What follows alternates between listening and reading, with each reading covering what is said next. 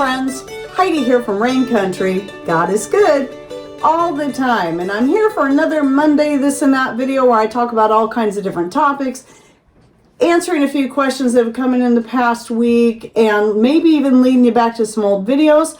So let's get to the topics of today, starting with the raw egg powder. I've actually talked about this quite a bit. I have a video that's just about how I make the raw egg powder from eggs from my own chickens. And yes, you can use store-bought eggs to do this. The process would be the same. Because of that video, and whenever I mention the raw egg powder, is a lot of people kind of freak out about, well, I heard you're supposed to dehydrate them at 140 degrees. And you know what? You can do that if you want, or 145, or 160, whatever you feel like doing. However, I go with the lowest heat that I can go because I want to keep them as raw as possible. I don't want to cook the eggs. And why is that? Because not only do they taste better when it comes to cooking them up as a scrambled egg, but also I want to be able to use them in baked goods such as cookies, cakes, sweetbreads, and more. Anything that I'm going to use egg in there as a binder. If you're using pre-cooked eggs to do that with, it's not going to work quite so well for binding and getting the right texture and consistency that you want in your baked goods. So keeping the eggs raw is very important to me. Now, the other question that I get is then people freak out because the eggs are raw. You're not supposed to eat raw eggs, salmonella, scare, scare, scare. Well, first of all, let me remind everybody that when you're making pancakes and cookies and other things that require raw eggs in them, you're not going to scramble up an egg and cook it and then put it into your baked goods. You're going to actually put a raw egg in there. So the eggs are going to get cooked. And then also, when I'm using them in a sauce, like I did the last time I made moussaka and I used all dried ingredients, that included the raw egg powder. And obviously, it's getting cooked when I'm cooking up that sauce. Same thing goes when I make scrambled eggs out of these or any kind of scrambler. They're getting cooked. We're not talking about getting a spoon and eating the raw eggs, the dried raw eggs, right out of the jar. I don't know anyone who would do that, but who knows? And on top of that, that's simply something I don't give into all the fear-mongering on anyway. There's a lot of things that already have raw eggs in it that people probably don't realize it, such as mayonnaise, especially homemade mayonnaise. I don't know how they do it for store-bought mayonnaise anymore because they use so much fake stuff in everything. But raw eggs in mayonnaise, that's how it's done. And I don't live in fear of that. And guess what? You can get E. coli from so-called safe store-bought packaged salads, meats, and more. Yet people don't seem to live in fear of that as much as they do of a raw egg because of what they've been taught. So just a little food for thought. So anyway, again, if you're interested in how I like to dehydrate my eggs, I'll put the link to that in the description box down below so you can check that out. Please note, I do give the ratio of egg to water in text since I forgot to say it in the video and also in a pinned comment just below the video. That happens sometimes. I forget things. So usually when I forget to say something that is important, I'll put it in text. So let's talk about the wine update. So this is my most recent batch of homemade wine that I got started. This is mostly grapes from actually last year's grapes. I have a whole bunch of grapes out there right now, but I am trying to get a lot of stuff out of my freezer. And since I like to pre-freeze the grapes before I juice them for making wine, yes, I pulled out the grapes from last year. But I also added some frozen blueberries I had from our own blueberries, and I still had some good currants on my plants and went out and picked a bunch of currants and added in there because I thought it would be fun for a little added color as well as flavor. Well, here's the interesting thing that I wanted to show people, and I do this every so often when I'm making wine, is that a lot of times when you first press out your juice, especially if you're using green grapes, the juice might not look very pretty. You know, it might have even an olive green color, like in this picture here of a fresh pressed batch of wine that I just had started. But in a few days, you'll notice the color will lighten up quite a bit, as did this. Now, the color started out decent. So here's the picture of how it looked when I started it, or a clip, I don't know which. Then a few days later, it was much lighter, and now it's darkened again. It is normal to see that color change, and it usually turns out prettier in the end than it did when it started. So with the grape wine, if I'm using just my Niagara white grapes, even though they're green, it always starts out a lot of times kind of this olive green color. Then it will turn almost a bright yellow. Then in the end, it will turn more of a gold. Same thing with when I make an apple wine, or even rhubarb. When I'm doing rhubarb wine, it usually starts out like this, then turns a very, very pale pink somewhere a few days in, and then it will darken up like this again. So just expect that. It is totally normal. Don't let that freak you out if you see that happen. In fact, I like that because it's like, boy, that looks a lot prettier than when it first started. And then just to remind everyone, if you're new to making wine, first of all, I will be linking to that full playlist down below. There's a 4-part series on winemaking, but I also have a video on making homemade mead as well. The process is pretty much the same, except for you're using honey, and it can be made with just simply honey, water, and whatever starter you're using.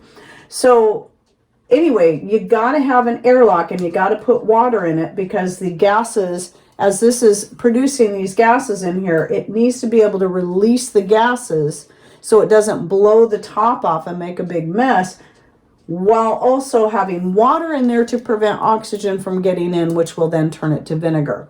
So this is slowed down. It's bubbling quite a bit. It's still bubbling, but it's really, really slow. You definitely will know when it's done when you see this start to level out, the water levels. And that means there's no more, it's worked through all the sugars and it's finished.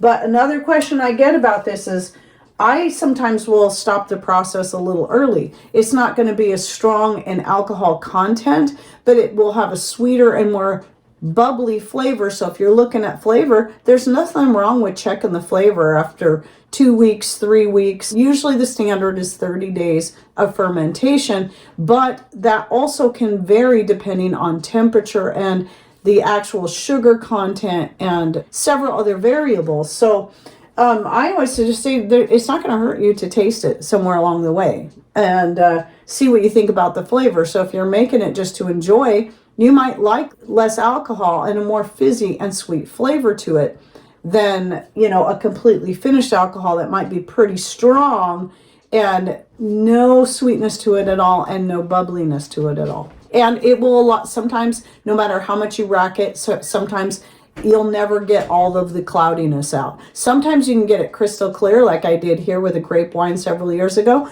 And sometimes it'll always keep, like in this picture here, another grape wine, same grapes, where it's a little bit cloudy, but the taste is still great. That's normal when you're talking homemade. And you got to understand that the stuff you buy in the store usually has stuff added to it, so it always turns out exactly the same in appearance, flavor, and more. But each wine that you make, even if you're using the same exact type of grapes from your own garden or other types of fruit, the flavor and appearance are always going to vary. Same thing goes with vinegar. They put a lot of add-ins to store-bought wines. They put in clarifiers to get them crystal clear. They don't rely on consistent racking all the time, which I will rack it a few times and then I don't worry about it. Maybe not even that much, sometimes just one. Oh, and one more thing I'm remembering is if you have your wine sitting back in storage for a while and you go to pour it and there's a hard crystally stuff at the bottom, that is a cream of tartar. And that is also normal, and don't be afraid of that. So I'm going to come back to talking about linen and making pajamas, tops, and more. I know you guys are probably getting a little tired of this, but I keep getting more questions that I forget to answer. So last week I was talking about how I wash linen. So cold water, I do a tumble dry for, a few washes, and then after that I'll hang it to dry after each washing. But the tumble dry and machine washing will definitely soften it and make it so you'll be less likely to need to iron it. I don't iron anything. I iron my napkins when I first make them. I never iron the skirts because the weight of the skirts anyways will pretty much pull the wrinkles out. And especially since it's my work skirts, I don't care. my pajamas, I don't care because nobody's, I'm wearing them to bed. I'm not wearing them out in public. So who cares? But for the most part, the softer the linen is, the less it'll need ironing. The other thing I wanted to mention that I keep forgetting to say that no one's even asked me about are linen weights. So when I gave you the standard price of usually around $20 a yard for linen, you're talking medium weight linen, and it can be even more expensive for heavier weight linens. Heavier weight linens are what you're typically going to use for maybe tablecloths and drapes, where the medium weight is really nice for clothing and homemade napkins, and that's what I use. And even medium weights can vary depending on where you're buying it. I know the stuff I got from 3H Linen is a 4.42 ounce. And then a lot of your weights can go by what's called a GSM, which is grams per square meter. And that can vary too. So a GSM of 150 to 250 is considered a medium weight. So that's about, if you're looking at that number, that's about what you're looking at for if you're wanting to make skirts, pajamas, napkins, and so on. And that's the weight I use. If you go too light, you can use lighter weights for especially summer clothes. Just keep in mind, the lighter the weight, the more gauzy the fabric is going to be, thus the more see-through it's going to be. And obviously the heavier the weight, the heavier it's going to be for wanting to wear as an article of clothing. As far as making the tops, the undergarments, the longer pants or the pajama bottoms, I don't have a specific video on exactly that, but I do have a video on making flannel pajama bottoms. I make them exactly the same way out of linen. I'll link to that video down below. I make them almost exactly the same way for wearing under my skirts. The difference being that instead of putting the buttonhole and then putting a drawstring in, I make a casing. I put a very loose elastic so that the pants will sit below where I tie my skirt at instead of right at, and I want it loose because of that. And then at the bottom, the leg hole, I also will put elastic into the casing of that as well, so that I can make sure they're not going to drag on the ground. I'm stepping on them, especially when I'm out in the yard working in the garden and in the chicken coop and walking through all that stuff out there. So I do prefer having them gathered for the sake of my day-to-day stuff, but not for pajamas. I like that very loose and airy. As far as the tops, I'll also link to a video I did several years back on making just a simple shell top. And that is using like a t-shirt knit type fabric. So the way you're going to do it with linen that isn't stretchy, like a woven linen, is you could take that same basic idea. Basically, you just have two squares, and you can just round out the neck and hem it, and then you stitch your sides down. So go check that video out. You'll see what I mean. You just want to make it loose enough that it'll be comfortable, and then a big enough neck opening that you can pull it over your head. And and I meant to say this during the live show, but somebody else brought it up as another suggestion, and I used to do this too.